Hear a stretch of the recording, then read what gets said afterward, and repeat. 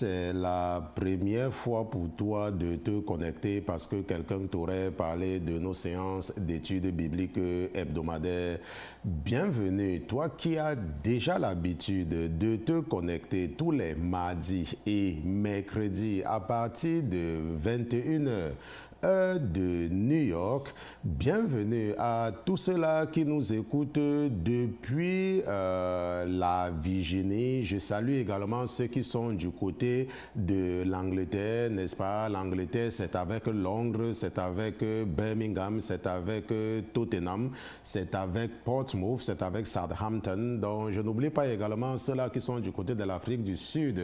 Et bien sûr, je salue, n'est-ce pas, tous ceux qui nous écoutent depuis l'Asie, la Chine, la Corée du Sud. Je ne pense pas qu'il y ait quelqu'un en Corée du Nord. Et je salue également ceux qui sont du côté du Maghreb, n'est-ce pas, avec le frère Jean-Sébastien, n'est-ce pas. Je m'excuse à tous ceux qui sont du côté du Maroc parce que je ne me rappelle pas avoir prononcé le Maroc une fois, mais je sais, n'est-ce pas, que vous êtes aussi de ce côté-là. Votre pasteur, n'est-ce pas, s'excuse. Je tiens à m'excuser, n'est-ce pas, pour tous ceux-là qui sont du côté du Maroc. Je tiens également à saluer, et comme d'habitude, tous les pères de famille, toutes les mères de famille qui ont pris la bonne résolution d'éduquer spirituellement leurs enfants par ces séances d'études bibliques hebdomadaires. Bienvenue ma soeur, bienvenue mon frère. Je remercie donc le Seigneur Jésus-Christ pour ta vie. Je remercie le Seigneur Jésus-Christ pour vos vies. Je le remercie d'avoir mis dans vos cœurs de vous intéresser aux choses spirituelles. La parole de Dieu nous enseigne dans le premier épître de Jean.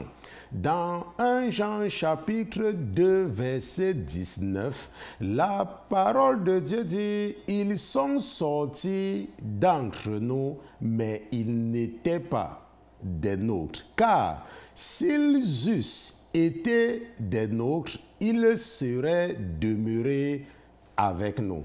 Mais c'est afin qu'il fût manifesté que tous ne sont pas des nôtres. » La parole de Dieu dit qu'ils étaient avec nous. La parole de Dieu dit qu'ils sont avec nous. La parole de Dieu dit que certains sortent. Et la parole de Dieu dit que certains restent. La parole de Dieu dit que lorsque les enfants d'Israël sortaient de la maison de servitude, une mixte multitude les avait joints.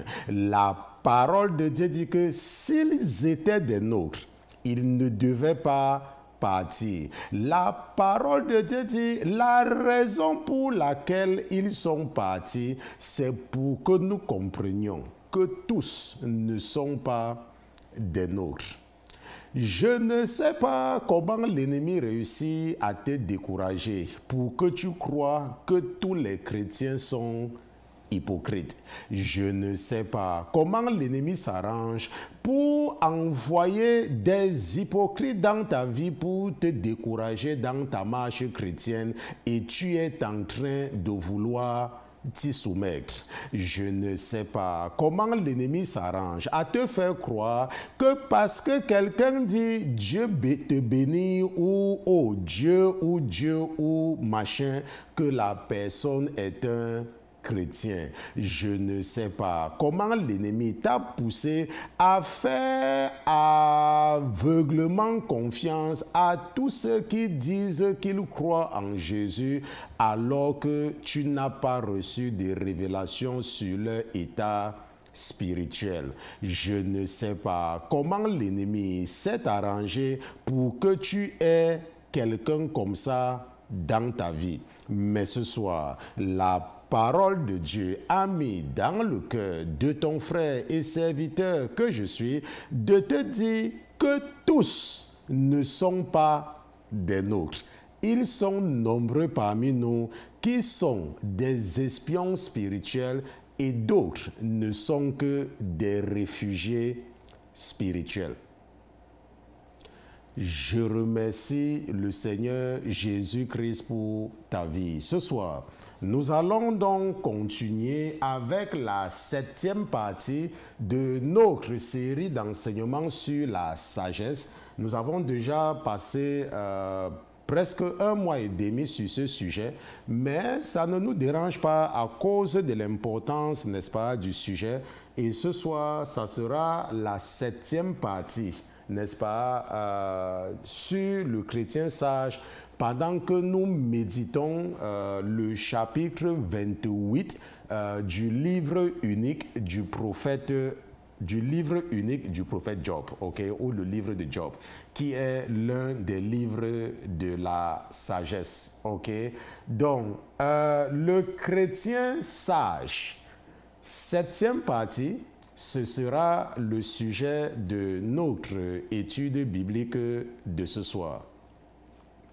Mais avant toute chose, avant de nous aventurer à utiliser la chair et le sang pour enseigner les princes et les princesses que vous êtes, nous allons d'abord nous assurer de la présence de notre patron dans ce studio. Mais comme notre patron n'est pas un patron ordinaire, comme il est Dieu, comme lui c'est Jésus-Christ de Nazareth, nous allons lui dérouler le tapis rouge et nous allons demander à tous les autres qui se trouvent dans les cieux, qui se trouvent sur la terre, sous la terre et sous la mer, de se taire le temps pour nous d'accueillir dans ce studio Jésus-Christ de Nazareth. Gardez l'écoute. À tout à l'heure.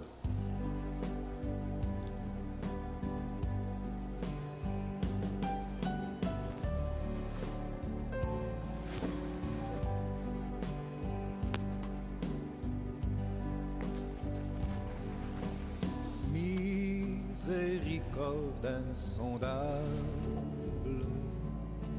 Dieu peut-il tout pardonner? Absoudre un si grand coupable et mes péchés oublier. Jésus, je viens à toi, tel que je suis, je viens à toi. Jésus, je viens à toi, tel que je suis, prends-moi.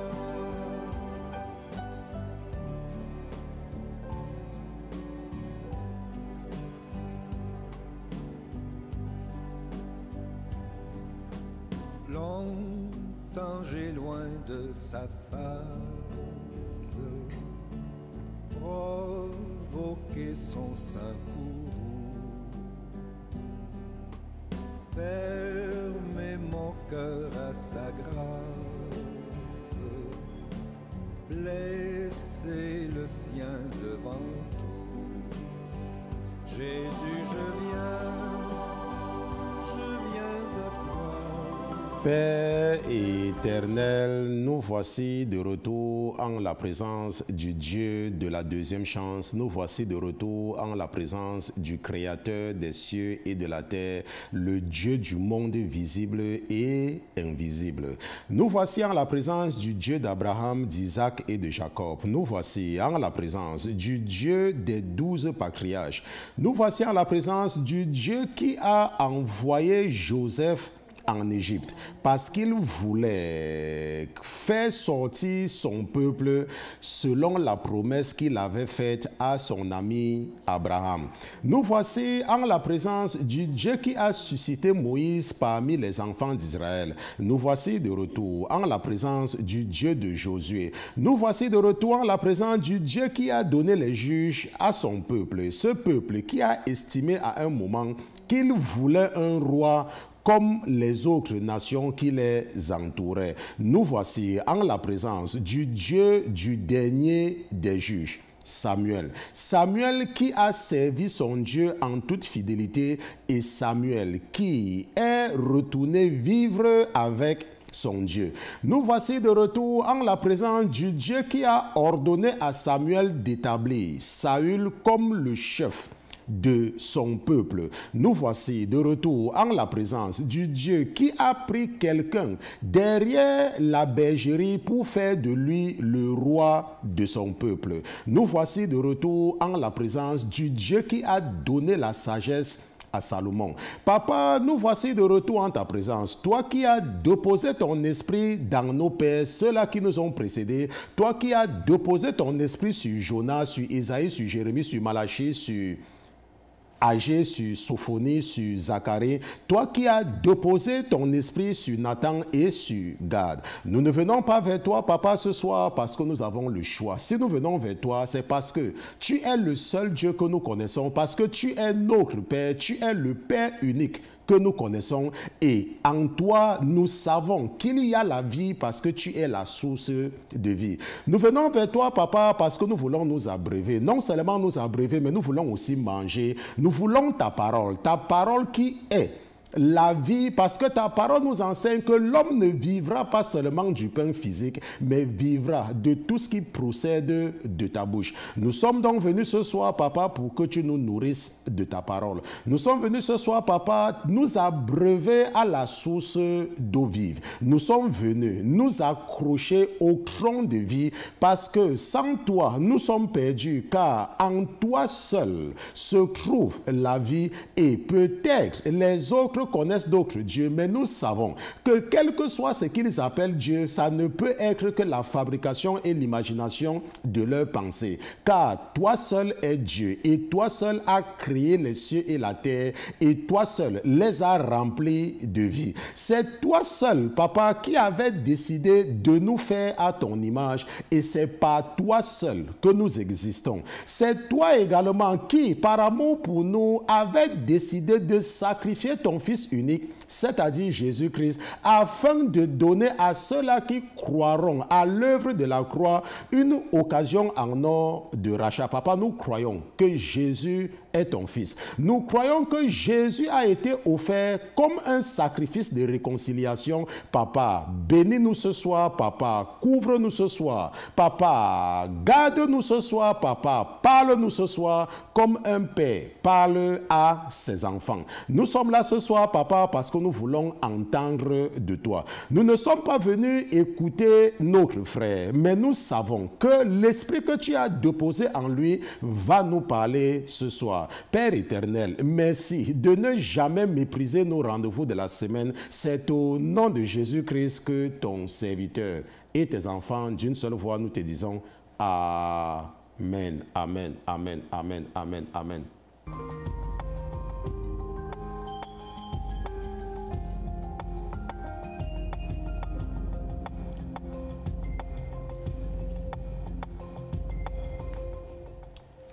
Donc, nous remercions Dieu pour Jésus-Christ, nous remercions Jésus-Christ pour sa fidélité, nous le remercions parce qu'il est Dieu, nous le remercions parce que sans Jésus, il nous serait totalement impossible d'aller devant Dieu, car Jésus est la pierre angulaire, n'est-ce pas? Jésus, c'est tout pour nous.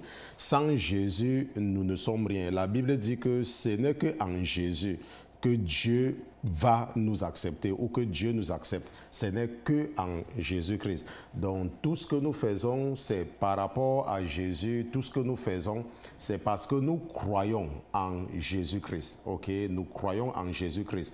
Nous croyons que Jésus est le Fils de Dieu. Et comme le fils du coq ne peut pas être la chèvre, ça veut dire qu'il est Dieu. Ok? Jésus a dit, croyez au Père, mais croyez aussi en moi. Car dans la maison de mon Père, il y a plusieurs demeures. Si tel n'était pas le cas, je devais vous le dire. Et je vais vous préparer une place. Jésus dit qu'il va préparer une place. Mais à qui? À ses disciples. Parce qu'il a dit que le commandement nouveau que je vous donne, et c'est à cela que tous sauront que vous êtes mes disciples, si vous avez de l'amour les uns pour les autres.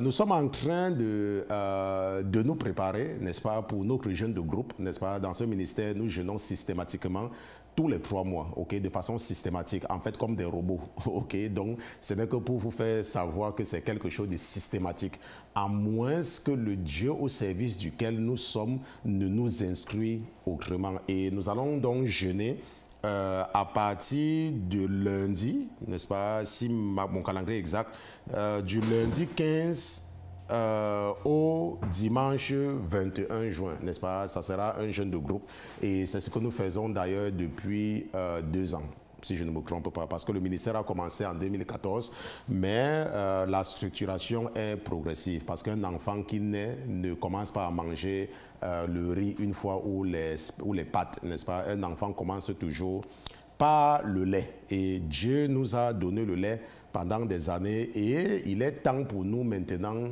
n'est-ce pas, d'entrer dans la cour des grands. Et c'est dans cette même optique que nous sommes déjà en train de penser à déménager, ok, à avoir un sanctuaire digne, n'est-ce pas, du Seigneur. Nous sommes encore en train de partager le studio des études bibliques avec, n'est-ce pas, le sanctuaire du service du culte. Mais nous croyons au Seigneur et nous savons que parce que c'est lui-même qui a établi ce ministère. En 2010, lorsqu'on me délivrait, n'est-ce pas, de la mort, parce que j'étais mourant en phase terminale du cancer, le Seigneur avait dit, n'est-ce pas, qu'il devait m'utiliser et que le moment venu, j'aurai mon ministère, ok, que j'aurai mon ministère à moi. Et je ne comprenais rien de tout ça, n'est-ce pas? C'était comme le chinois qu'on me parlait. Je ne savais même pas ce que c'est qu'un ministère. Ok, je ne savais même pas ce que ça veut dire. Et de façon progressive, il a commencé à déposer certaines choses dans mon cœur. Ok, il a commencé à déposer certaines choses. Et c'est comme cela que je me suis retrouvé en train de commencer avec la radio. Et quelques temps après, n'est-ce pas, il a déposé dans mon cœur de commencer à étudier les logiciels de production vidéo. Et c'est comme cela qu'un jour, j'étais à l'église et le frère Pierre est venu comme si quelqu'un l'avait tapé dans la nuit, n'est-ce pas? Il me dit, quand je le regardais, c'est comme quelqu'un qui était troublé. Je ne savais pas ce qui le dérangeait. Il me dit, oh pasteur, je veux te parler, je veux te parler. Et c'est donc comme cela qu'il voulait absolument travailler pour le Seigneur. Il y avait comme quelque chose en lui, ça le dérangeait. Et c'est quelqu'un qui est un champion du retard. Mais le jour-là, il était parmi les premiers à l'église, n'est-ce pas? Je ne me rappelle pas exactement le jour. Et c'est comme ça que nous avons commencé à nous former ensemble dans la production audiovisuelle et commencer avec les études bibliques vidéo. Mais avant cela, il avait déjà mis, n'est-ce pas, votre sœur à côté qui a commencé, n'est-ce pas, également à m'inspirer beaucoup et à m'encourager. Et maintenant, nous sommes dans une nouvelle phase. Et cette phase, c'est une phase où nous allons jouer dans la cour des grands. Ça ne sera plus quelque chose comme, n'est-ce pas, la grâce, la grâce, la grâce. Ok, nous allons jouer dans la cour des grands et nous aurons affaire à des entités spirituelles plus terribles, n'est-ce pas, à des entités spirituelles plus redoutables. Nous aurons affaire, ce n'est pas que nous n'avons pas affaire à eux, mais ça sera un niveau supérieur. Et le Seigneur m'a permis de comprendre, n'est-ce pas, pendant ma formation, qu'un ministère ne se construit pas sur des rêves. Ok, si tu es un ministère et tu veux construire ton ministère sur la base des rêves, alors ton ministère sera détruit par ces mêmes rêves-là. Il y a ce qu'on appelle dans la Bible des rêveurs. Ça veut dire qu'il y a des gens que Dieu les parle à travers les rêves. Mais il faut que cela vienne de lui. Il faut qu'il te dise qu'il va le faire. Ok, ça ne doit pas être que tu te rends compte que tu as des rêves et personne ne t'a dit. N'est-ce pas? Dieu ne t'a pas dit, soit par un prophète, soit par quelque chose, qu'il va te parler par les rêves et tu commences à croire à tout ce que tu vois. Pourquoi? Parce que dans le monde des rêves est un monde ouvert.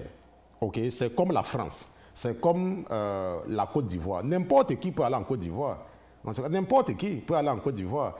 Et dans ton monde des rêves, n'importe quelle entité spirituelle peut entrer dans ton rêve et te faire voir n'importe quoi.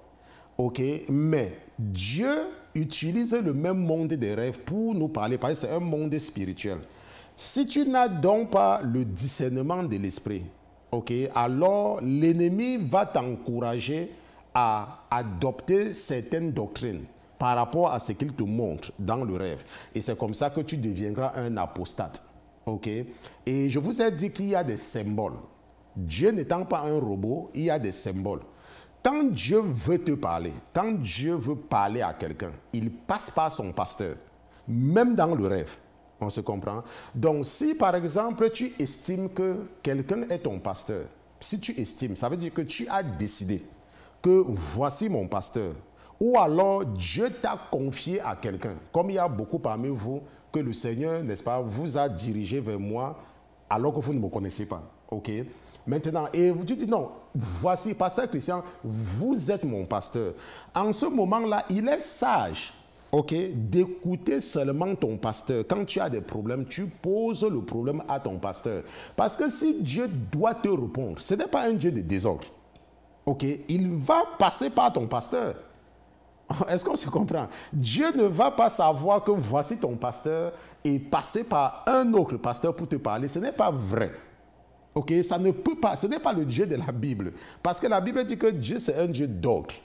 C'est pour cela que je vous encourage toujours, même pour vous qui avez souvent des rêves et qui m'écrivez, je vous demande toujours dans quelle église est-ce que tu vas.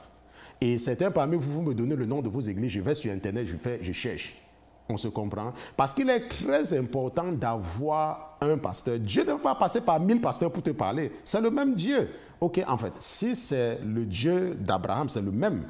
OK, donc il est important, et je vous ai donné mon cas personnel. Je vous ai dit que moi, depuis que je suis venu en Jésus, je ne suis pas parti demander conseil à 2 pasteurs. OK, quand j'étais encore avec le prophète Georges, ce n'est qu'à lui que je m'adressais, point final.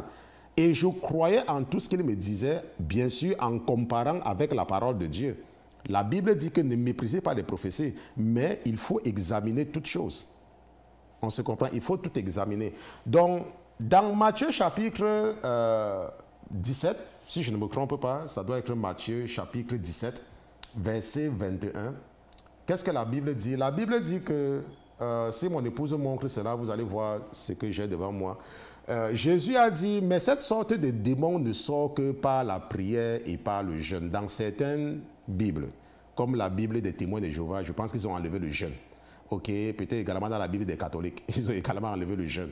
Mais Jésus a dit, parce que nous lisons la Bible d'Osterval, OK, Jésus a dit, mais cette sorte de démon ne sort que par la prière et par le jeûne. Donc, le jeûne, n'est-ce pas, est important, n'est-ce pas? Un chrétien doit jeûner.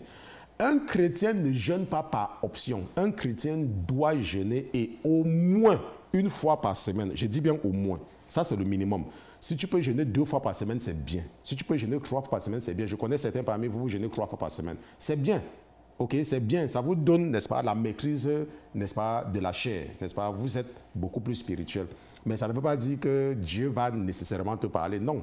Il y a des gens qui sont spirituels, mais pas forcément des messagers. Donc, c'est pour ça qu'il faut faire très attention par rapport aux rêves que tu vois.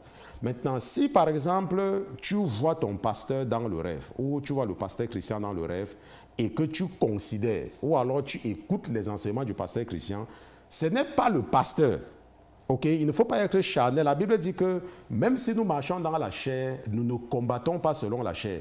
Quand tu vois le pasteur dans le rêve, le pasteur, celui que tu considères comme ton pasteur, ou alors quelqu'un qui t'enseigne, OK, c'est le Seigneur qui est en train de venir te faire passer un message. Peut-être que tu es un habitué des études bibliques.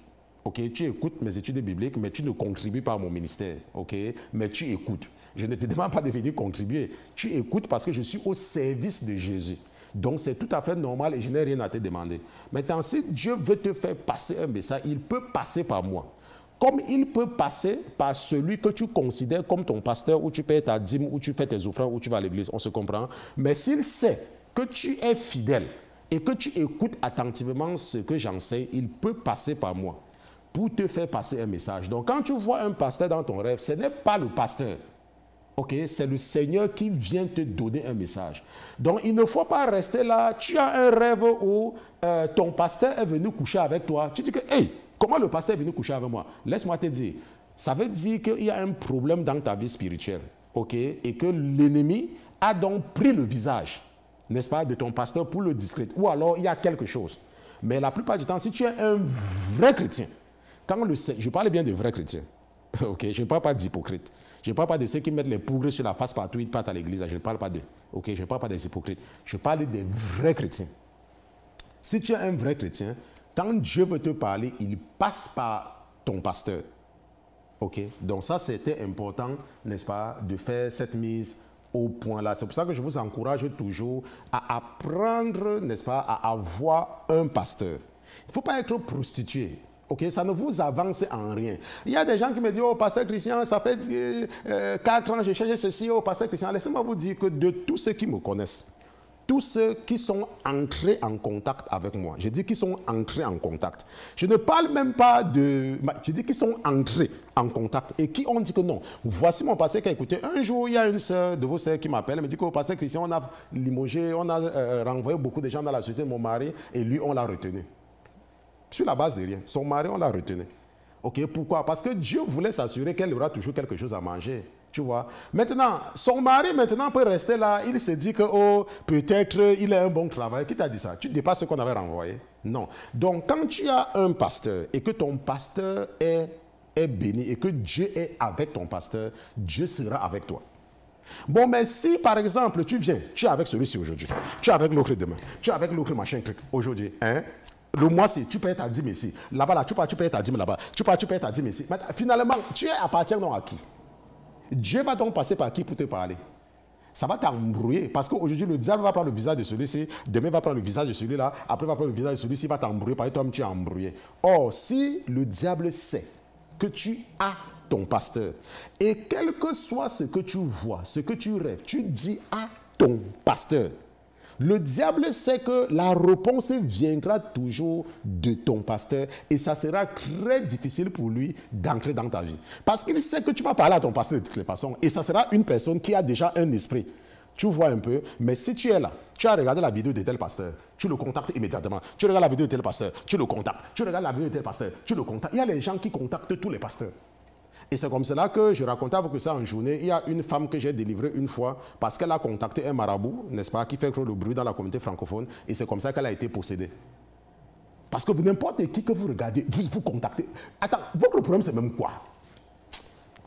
Alors un peu, continuons notre étude biblique, n'est-ce pas? Le chrétien sage, 7e partie. Pour ceux qui ont suivi les 6 premières parties, vous savez que nous avons beaucoup parlé de l'intelligence. OK, et nous avons beaucoup parlé de la sagesse dans la première partie. Et nous avons vu que Dieu, n'est-ce pas, peut rendre quelqu'un intelligent. Parce que l'intelligence, c'est un esprit. Et nous avons vu avec le cas de Béthaléel. Et nous avons vu que Dieu, quand il veut te récompenser, il peut bénir tes enfants. Comme je viens de vous parler de la sœur dont le mari n'a pas perdu son travail.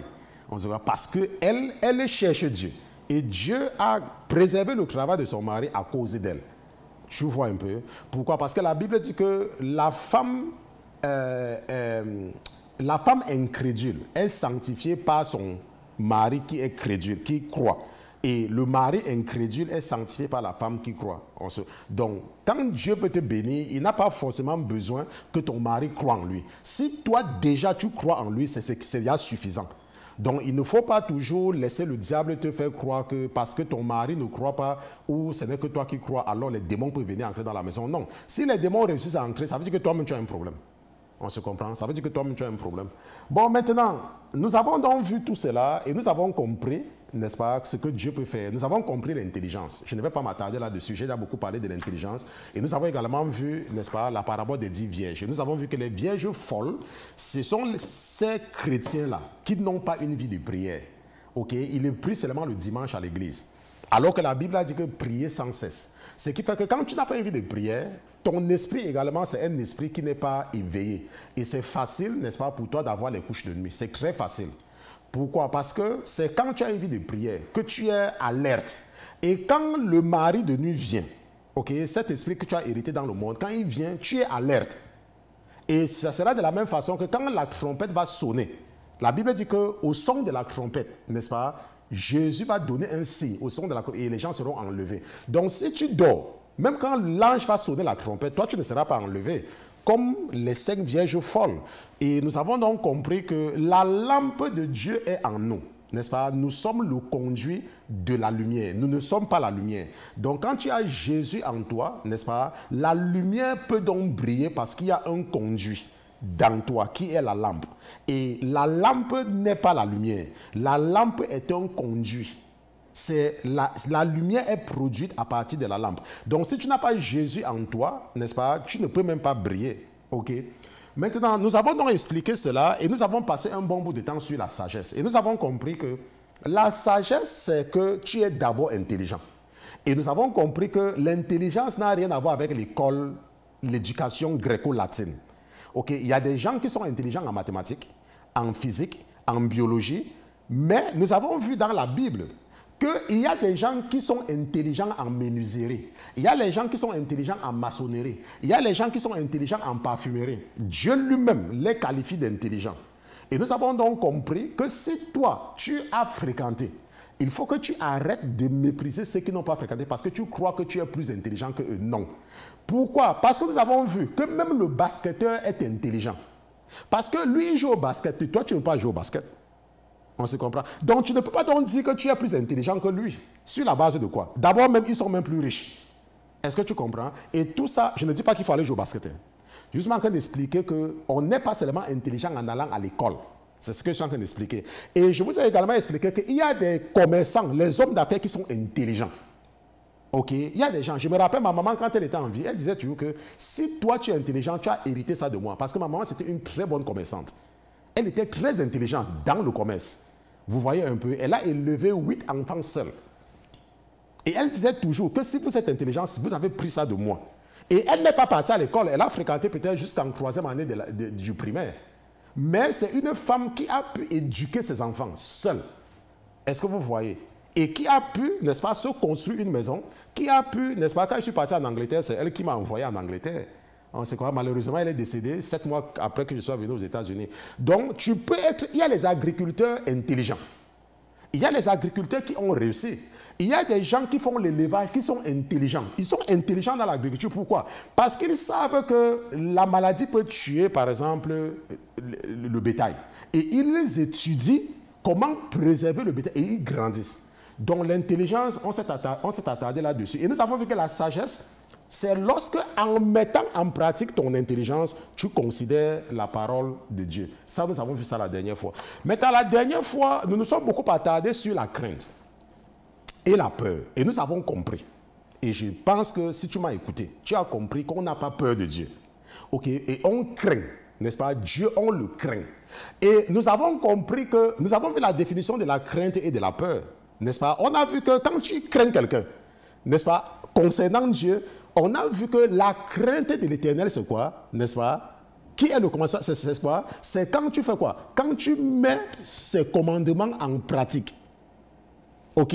Quand tu te détournes du mal. Ça, nous avons vu que craindre Dieu veut dire mettre la Bible en pratique. Ce n'est pas que tu penses à Dieu. On te dit que, oh, tu ne portes pas le pantalon, je vais aller en enfer. Tu enlèves les pantalons, tu mets à côté. Tu dis que, oh, je vais porter la jupe. On dit que, ok, tu dois porter la robe. Sinon, tu vas partir en enfer. On dit que, ah, si tu ne mets pas le parfum, si tu mets les parfums, je suis parti en enfer, je veux les gens qui mettent le parfum. Tu vas partir en enfer avec le parfum. Tu mets plus le parfum. Tu pars partout, tu sens. On se comprend? Parce qu'un illuminé, un sorcier, un marabout, ok, t'a menti. On dit que, j'ai vu les femmes, Dieu a dit que si tu portes les collants, tu vas partir en enfer. Tu t'habilles. Tu portes un truc, tu montes sur le truc, tout le monde est en train de voir ton sous-vêtement. OK? Et tu es en train maintenant d'exciter les gens ou alors tu deviens un objet de chute pour quelqu'un. OK? Parce que quelqu'un qui est possédé par l'esprit des pitons a dit que, ou bien qui lui a dit que Dieu lui a dit que si tu mets les collants, tu vas partir en enfer. On se comprend? Donc ce n'est pas ça. Nous avons vu que craindre Dieu, ça veut dire mettre sa parole en pratique. C'est ça la crainte. Ce n'est pas que quelqu'un dit qu'il est parti en enfer, il a vu les démons. Et toi, tu commences à avoir peur de ça. Non. Tu mets la parole de Dieu en pratique, tu crains Dieu. On se comprend. Ça, nous avons passé largement le temps là, la dernière fois, donc je ne vais pas passer largement le temps là aujourd'hui. Maintenant, nous allons donc continuer aujourd'hui avec, n'est-ce pas, ce qu'on appelle l'arrogance, n'est-ce pas, et l'orgueil. Allons un peu ensemble dans Proverbes chapitre 8.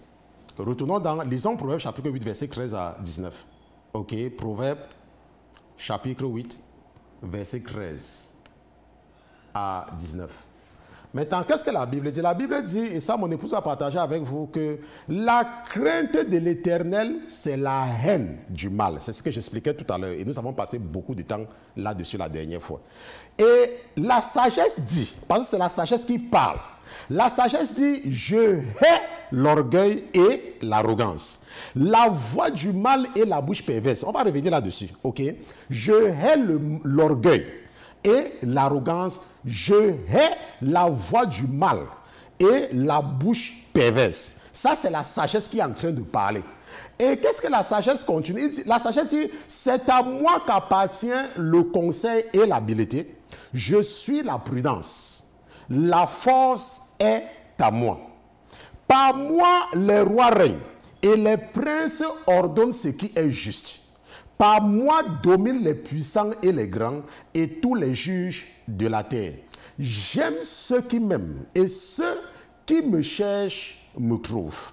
Avec moi sont les richesses et la gloire, les biens durables et la justice. Mon fruit est meilleur que l'or fin, même que l'or raffiné. Et ce que je rapporte est meilleur que l'argent le plus pur. Et ce que je rapporte est meilleur que l'argent le plus pur. Et nous avons donc compris que la chose la plus importante qu'un chrétien puisse désirer, c'est quoi? C'est la sagesse. Maintenant, regardons un peu ce que la sagesse dit. Dans Proverbe chapitre 8, verset 13. La sagesse dit que je hais l'orgueil et l'arrogance, la voix du mal et la bouche perverse. Maintenant, c'est la sagesse qui parle. La sagesse est en train de dire que elle, la sagesse, hait l'orgueil et l'arrogance. Regardons un peu ce que c'est que l'orgueil et nous allons revenir là-dessus. Regardons quelques définitions.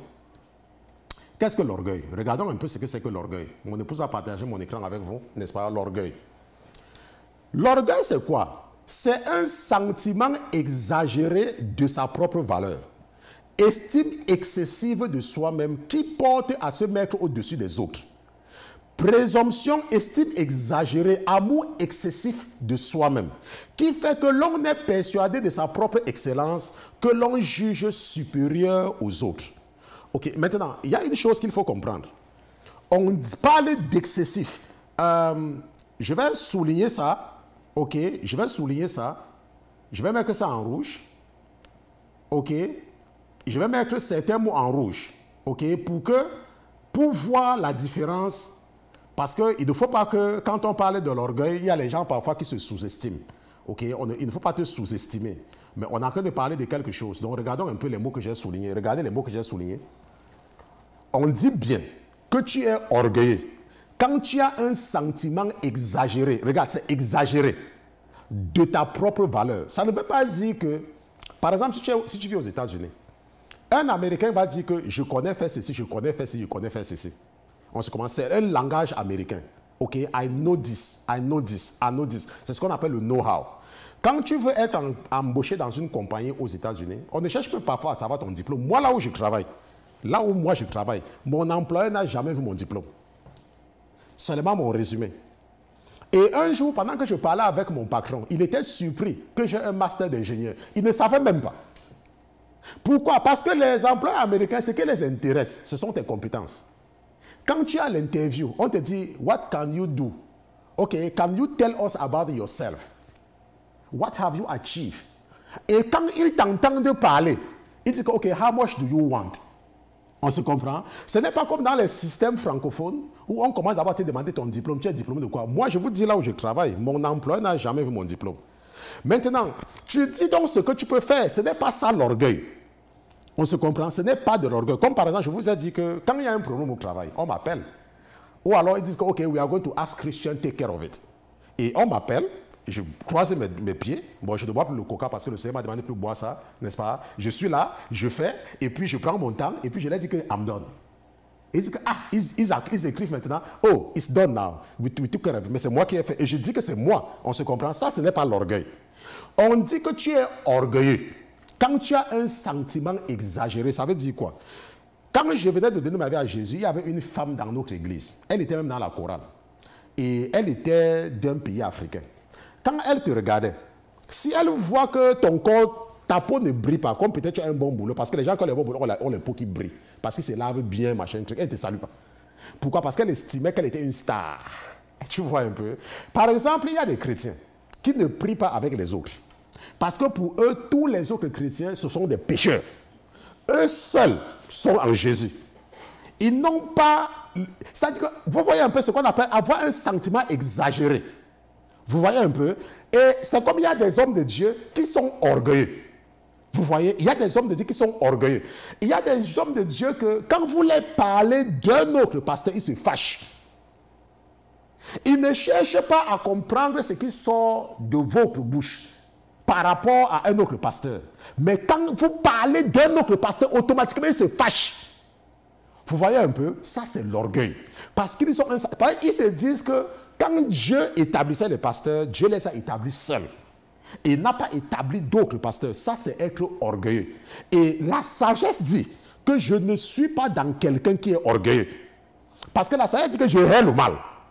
Donc, tu ne peux pas être orgueilleux et être sage. Pourquoi? Parce que la sagesse vient de nous dire que je hais l'orgueil.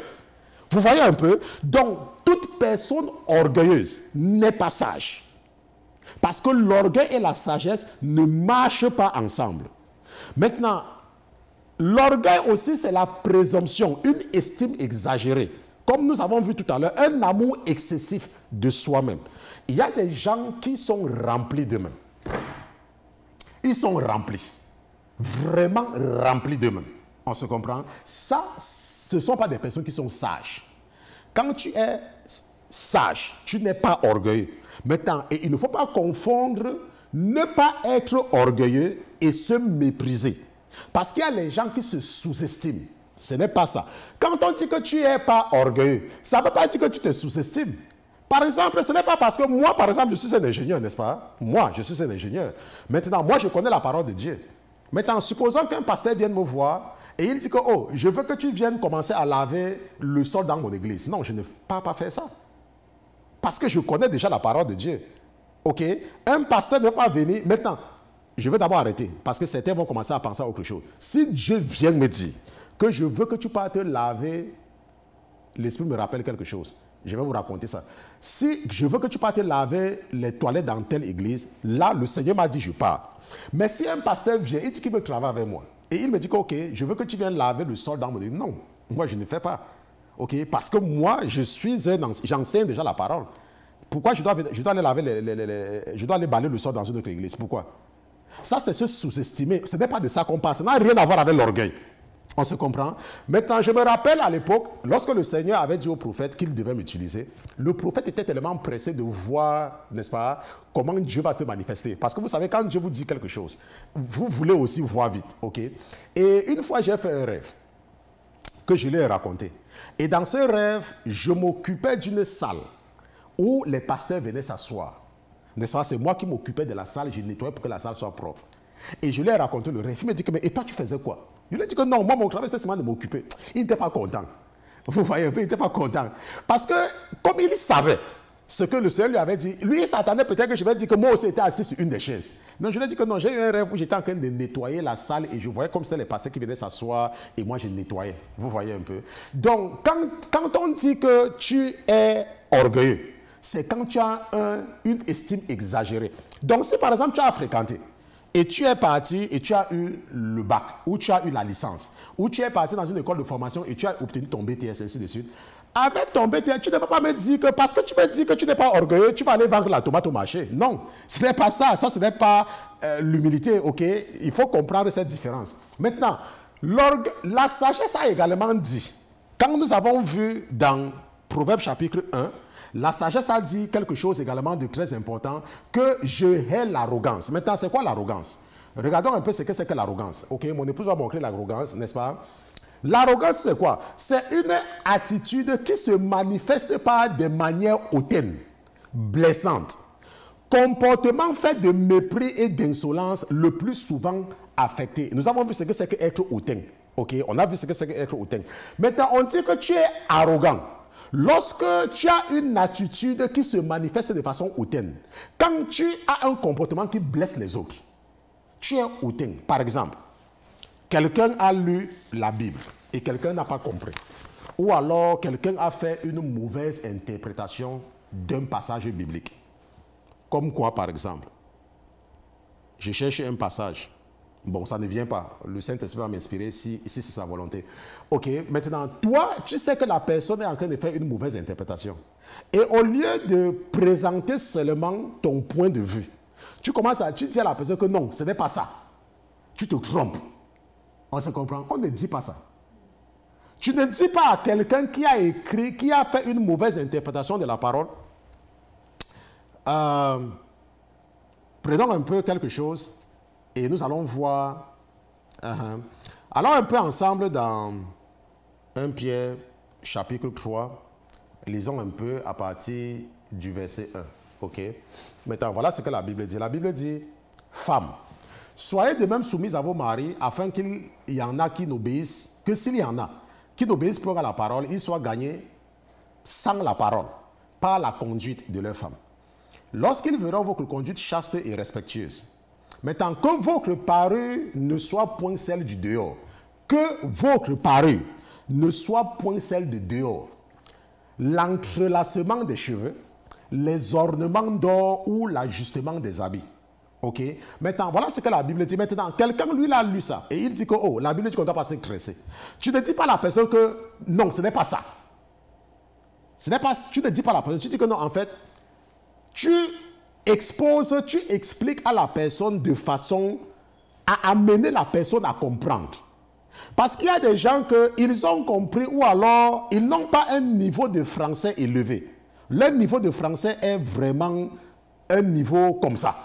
Et ils ne peuvent pas faire la différence entre le sujet et, n'est-ce pas, et l'objet. Ils ne peuvent pas faire la différence. Ils ne connaissent pas d'abord même les pronoms possessifs, n'est-ce pas, les pronoms démonstratifs. Ils ne comprennent pas la différence entre les adjectifs qualificatifs, n'est-ce pas, et les pronoms personnels, n'est-ce pas, ou les surnoms. Ils ne connaissent pas.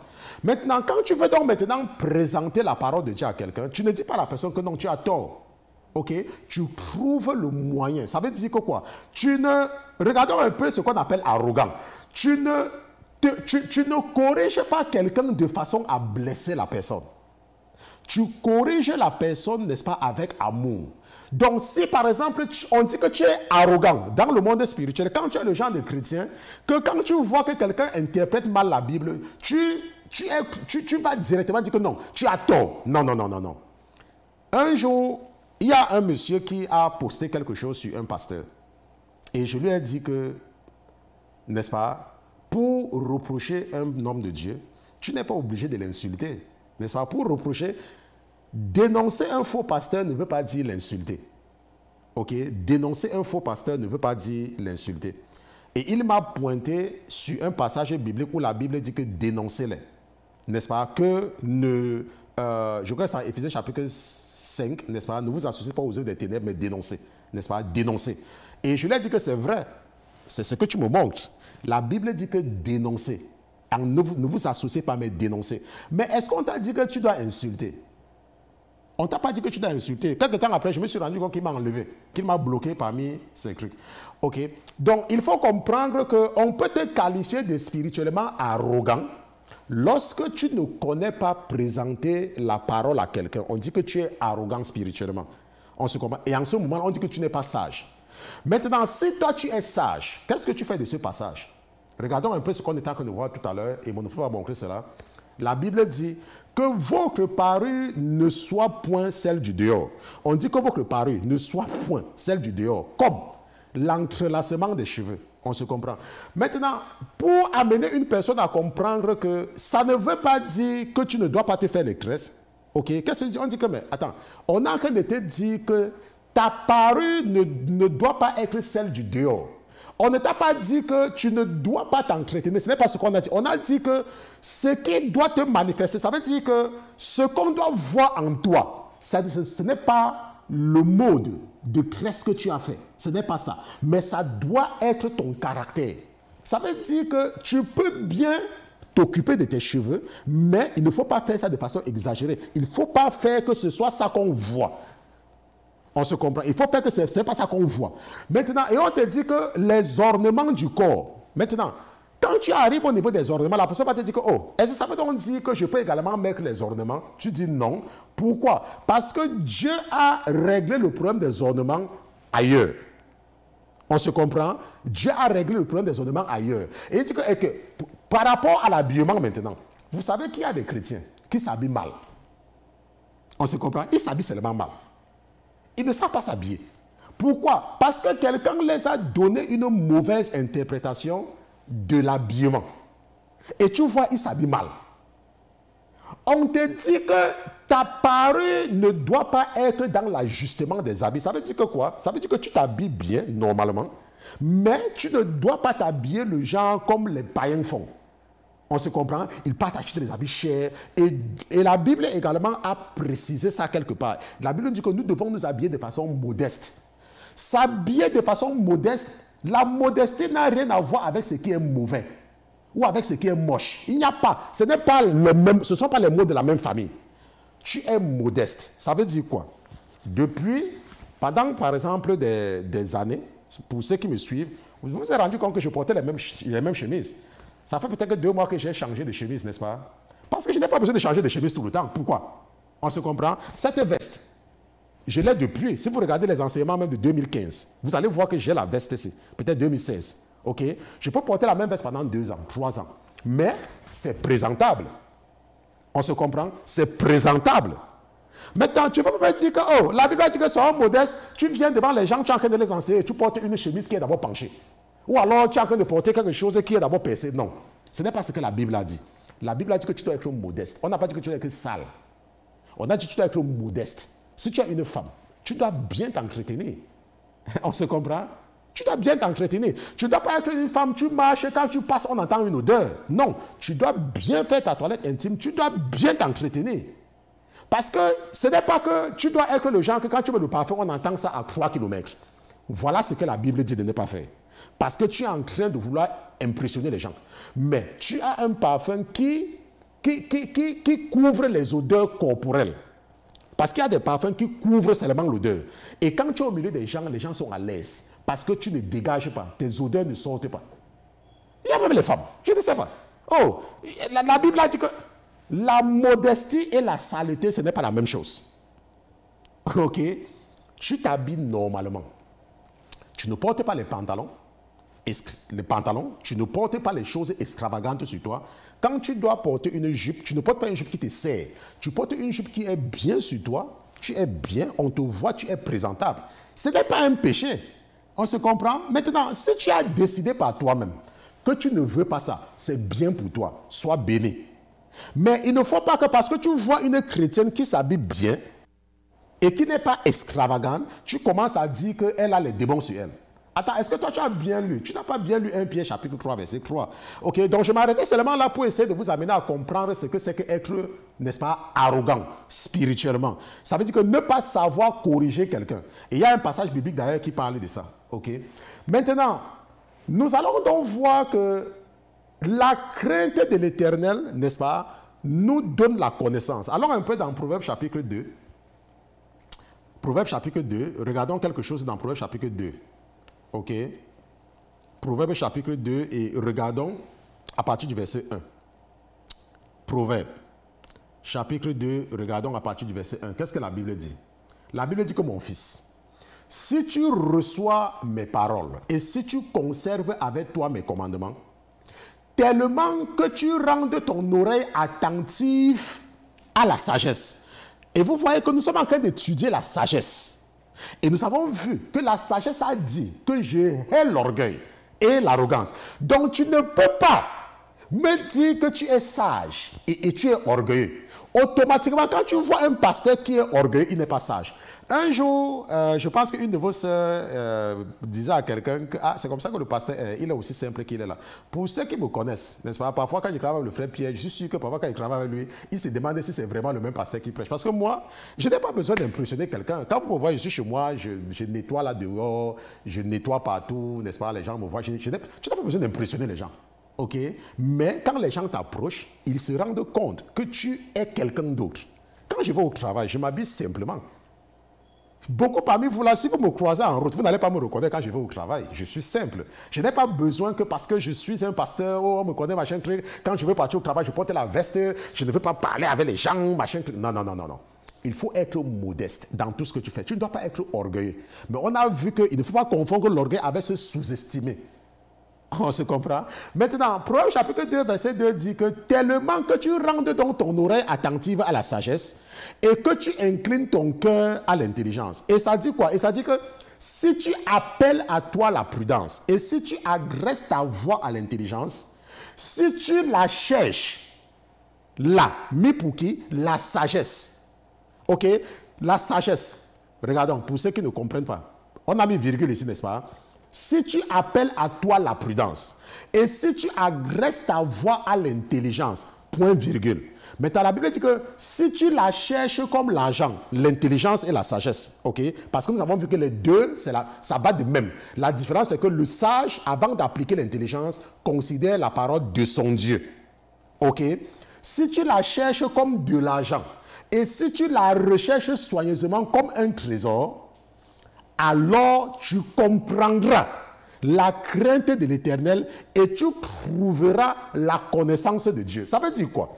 Ça veut dire que lorsque tu es sage, en ce moment-là, tu connais Dieu. Parce que quoi? Parce que la Bible dit que tu comprends. Nous avons vu que quoi? Que la crainte de l'Éternel, c'est quoi? C'est se détourner du mal. Et on a vu quand tu es sage, et la sagesse dans Proverbe chapitre 32, et la sagesse nous dit ce qu'elle n'aime pas. Et la sagesse nous dit ce qu'elle aime. La sagesse nous dit que nous devons la chercher comme la chose la plus précieuse, que nous devons valoriser, que nous devons la valoriser plus que de l'argent. Ça veut dire quoi? Moi, je suis un chrétien et je recherche la sagesse. Qu'est-ce que la sagesse va me conduire à faire? La sagesse va m'amener, n'est-ce pas, à avoir un bon travail stable. Par exemple, quand tu es sage, la Bible a dit que respectez vos maîtres selon la chair. Ok, respectez. Et la Bible dit qu'il faut mettre ton cœur sur les petites choses. Maintenant, toi donc tu es sage. Ça veut dire quoi? Être sage. Ça veut dire que toi tu écoutes la parole de Dieu. Quand tu cherches le travail, tu ne mets pas ton cœur sur les grosses entreprises. Voilà ce qu'on est en train de te dire. Toi, tu mets ton cœur sur les petites entreprises. Tu ne mets pas ton cœur sur les grosses entreprises. Parce que la Bible dit que tu ne dois pas mettre ton cœur sur les gros trucs, que tu dois être humble. Maintenant, quand tu le fais, laisse-moi te dire, quand moi j'ai trouvé mon premier travail ici aux États-Unis, nous sommes arrivés aux États-Unis avec $300, mon épouse et moi. $300, on ne connaissait personne. Et le Seigneur a touché le cœur de quelqu'un qui nous a hébergés chez lui. Et nous avons commencé, nous lui avons dit, à cause de son bon cœur, hein, parce qu'il ne nous connaissait même pas, c'est une copine d'université qui avait présenté son fiancé. Et quand nous sommes arrivés chez lui, il s'est rendu compte que nous étions tellement simples. Et parce que nous avons hébergé, j'ai dit à mon épouse que nous allons prendre en charge le loyer. Et nous avons dit à ce monsieur qui nous hébergeait que tu ne vas plus jamais payer le loyer. Nous allons payer le loyer tant que nous sommes ici. Ça l'avait dépassé. Il ne pouvait pas comprendre que c'est possible. Maintenant, quelle est maintenant la conséquence? La conséquence, c'est que ça, c'est quelqu'un qui a fait 10 ans aux États-Unis sans papier. Et quand nous sommes venus chez lui, je vous ai parlé de la bénédiction, non? Quand nous sommes venus chez lui, le Seigneur a débloqué sa situation et il a obtenu les papiers au Canada. Et quand il partait au Canada, qu'est-ce que vous pensez qu'il a fait? Il nous a laissé l'appartement qui ne coûtait pratiquement rien. Est-ce que vous voyez comment Dieu travaille? Vous voyez comment Dieu travaille? Maintenant, si par exemple, nous n'étions pas des gens qu'on n'a pas peur de Dieu, quelqu'un te fait du bien, et tu dis que, je vais payer le loyer, pourquoi? Hein? Il restait dans la maison, il ne paie pas le loyer. Pourquoi? Je suis venu en Amérique pour lui. Tu vois, quand il est parti, et il était ici depuis 10 ans, il y a des gens qui l'ont connu 10 ans auparavant, et qui voulaient cet appartement, mais c'est à nous qu'il l'a connu à peine quelques mois. Il a vu celui qui a dit que non, il faut les laisser les gens qui sont bien. Parce que parfois, quand on vous donne les conseils, vous ne comprenez pas. Vous ne comprenez rien. Vous ne comprenez rien. Votre soeur cherchait le travail. Et elle a eu le travail loin. Et tout le temps, elle était devenue experte des congés sur le calendrier pour aller retrouver son mari. Et j'ai regardé, parce que moi, ça ne m'arrangeait pas. Et ça ne les arrangeait non plus, parce que ça créait beaucoup de problèmes dans le couple. Un jour, j'ai dit à votre soeur que laisse le travail là, va retrouver ton mari. J'ai dit, il faut laisser. Oh, pasteur Christian, laisse, rentre. Parce que si c'est ton mari, tu dois rester là où il est. L'argent ne doit pas venir remplacer, n'est-ce pas, ne doit pas venir se mettre entre l'amour et ton mari. Heureusement pour votre soeur, elle m'a écouté. On se comprend.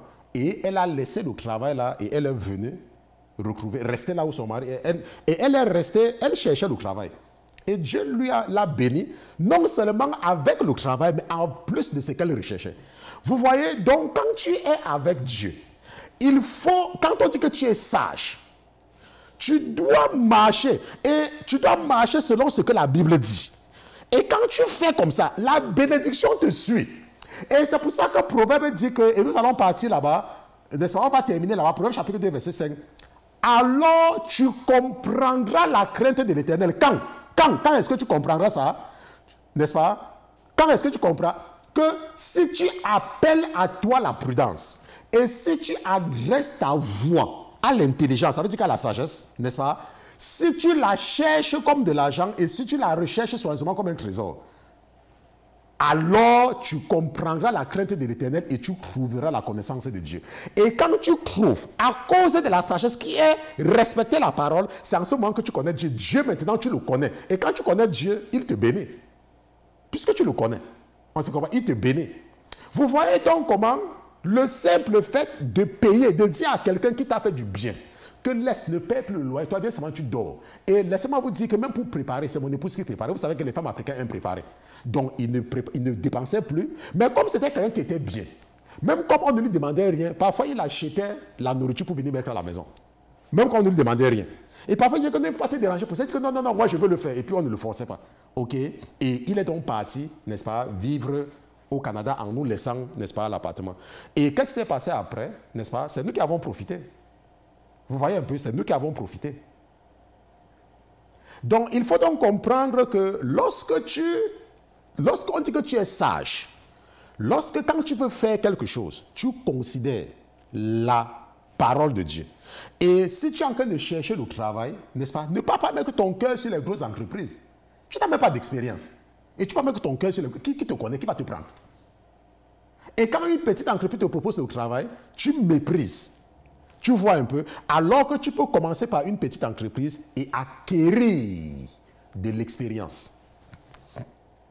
Et maintenant, quand tu as de l'expérience, ces grandes entreprises maintenant vont venir te chercher. On se comprend? Voilà, c'est ça. On va s'arrêter ici à cause du temps, n'est-ce pas? Je ne serai pas en studio demain, sauf si vraiment votre père, n'est-ce pas, le veut. J'avais beaucoup de choses à partager avec vous, n'est-ce pas? Parce que nous avons vu la crainte de l'Éternel comme connaissance de Dieu. Ok, mais je comptais également parler de l'esprit de la crainte de l'Éternel. Parce que la crainte de l'Éternel, c'est un esprit. Ok, et si nous savons que la crainte de l'Éternel comme sagesse, et on dit que l'esprit de la crainte, parce que nous avons vu qu'il y a l'esprit de la sagesse, j'avais l'intention de partager cela avec vous et de vous également de voir que la sagesse, n'est-ce pas, que Dieu a tout créé avec la sagesse. La sagesse était avec Dieu. On se comprend. Mais si c'est la volonté, n'est-ce pas, de notre Père, nous allons nous retrouver demain. Mais sinon, je ne pense pas, parce que je vais, n'est-ce pas, en mission un peu loin et je ne pense pas que je vais arriver à l'heure. Mais si j'arrive à l'heure, je serai en studio. OK? Et j'ai dit que nous jeûnons, n'oubliez pas, OK? Parce que vous devez prier pour ça. Notre jeûne de groupe commence le 15 juin. Si le Seigneur est d'accord. Ok, c'est vrai que c'est systématique, mais vous ne devez pas perdre de vue de jeûner pour que le Seigneur me révèle, n'est-ce pas, ou alors me donne le thème du jeûne. Ok, il ne faut pas me dire que Dieu m'a dit que le thème, ça sera... Vous savez que le pasteur Christian ne tombe pas dans ce genre de piège. Ok, il faut prier qu'il me dise, lui, qu'il vienne me dire. Pas qu'il vienne te dire. Ce n'est pas toi le pasteur. Ok, voilà. Et nous ne voulons pas être des victimes. Nous avons failli être victimes une fois. Heureusement, le Seigneur nous a aider avec l'expérience, n'est-ce pas, de cette sœur-là pour nous rendre beaucoup plus vigilants, bien sûr, par rapport à ce qu'elle a l'intention de faire avec nous. Il voulait que nous soyons différents des autres, ok? Donc, si c'était la première fois pour toi de te connecter, nous sommes la Sainteté FM, la Sainteté Télévision, nous sommes le ministère chrétien pour la vie de sanctification. Nous sommes basés à Newark, dans le New Jersey, et c'est au 119 Chadwick Avenue, n'est-ce pas? Nous avons également notre culte du dimanche de 10h à 12h30 qui passe d'ailleurs en direct sur beaucoup de plateformes, Twitter, Facebook, YouTube. Ok, si tu veux recevoir automatiquement la notification, tu peux nous écrire. Nous avons un forum, Jésus-Christ la solution, qui est le forum principal.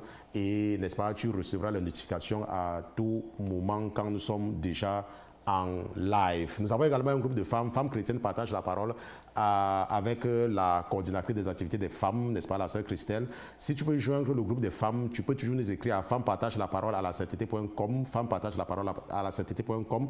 Et ce groupe de femmes, nous encourageons beaucoup les femmes à lire la Bible. Ok, beaucoup de femmes se laissent tromper parce qu'elles ne lisent pas. Et nous avons des techniques pour encourager les femmes à lire, n'est-ce pas? Je connais beaucoup de personnes qui sont venues en Christ et qui ne lisaient pas, les femmes. Et à travers ce forum, elles ont commencé à lire, n'est-ce pas, et à prendre la parole au sérieux. Si tu veux commencer à lire, n'est-ce pas, la parole de Dieu, n'est-ce pas, ce groupe va t'aider. Femme partage la parole à la sainteté.com. Si tu es un jeune et tu veux renforcer ta relation avec ton Dieu, n'est-ce pas, avec le Seigneur Jésus-Christ, nous avons un groupe de jeunes sous la coordination du frère Pierre et c'est pour l'édification de la jeunesse chrétienne. Jeunes pour Jésus-Christ à la sainteté.com. Je sais que ce groupe ira très loin. Pourquoi? Parce que c'est par révélation, n'est-ce pas, que ce groupe a commencé. Lorsque le Seigneur a mis dans mon cœur, parce que le Seigneur a attiré mon attention qu'on ne s'occupe pas des jeunes. Ok, et c'est quelque chose qu'il avait vraiment mis dans mon cœur et je remercie le Seigneur, n'est-ce pas, parce que le frère Pierre, n'est-ce pas, s'occupe, n'est-ce pas, de l'encadrement des jeunes et je sais que ça ira loin parce que c'est la volonté de Dieu. C'est pour ça que je sais que ça ira loin. Ok, donc Jeunes pour Jésus-Christ à la sainteté.com, tu peux nous écrire et nous allons t'ajouter dans le forum. Comment contacter le pasteur Christian? C'est pas un seul moyen. Pasteur Christian à la sainteté.com, pasteur Christian à la sainteté.com. Si tu veux contribuer à ce ministère, PayPal, Western Union, MoneyGram, écris-nous contact à la sainteté.com et nous allons te dire comment envoyer ton offrande, ta dîme, comment soutenir ce ministère, surtout que nous sommes en train de vouloir acquérir un bâtiment, n'est-ce pas, digne, n'est-ce pas, du Seigneur. Écris-nous. Si le Seigneur a touché ton cœur de financer ce projet, écris-nous contact à la sainteté.com. Nous allons prier. Père éternel, je te remercie d'avoir été présent ce soir dans ce studio. Je te remercie pour la vie de mes frères et de mes sœurs, dans le cœur de qui tu as mis d'être attentif aux enseignements qu'ils reçoivent de toi à travers le frère et serviteur que je suis. Papa, nous te disons merci d'avoir été présent ce soir dans ce studio et nous te remercions de continuer à nous éclairer. Nous te remercions de continuer à nous éduquer. Nous te remercions, Papa, de continuer à nous enseigner. Nous te remercions, Papa, de continuer à nous justifier. Nous te remercions, Papa, de continuer à nous sanctifier par ta parole. Papa, merci de veiller sur tes enfants. Papa, merci d'avoir béni tes enfants ce soir. Et Papa, merci de toujours disposer nos cœurs de venir en ta présence, malgré nos manquements et malgré nos péchés. Car nous savons que ce n'est pas par le mérite que tu nous as choisis. Tu nous as choisis par amour. Et nous savons que par cet amour, tu vas déployer les voies et les moyens pour nous aider à nous conformer aux lois et les ordonnances que tu nous as communiquées par nos pères qui nous ont précédés. Merci, Éternel des armées, pour la grandeur de ta miséricorde au nom de Jésus-Christ. Amen, amen, amen.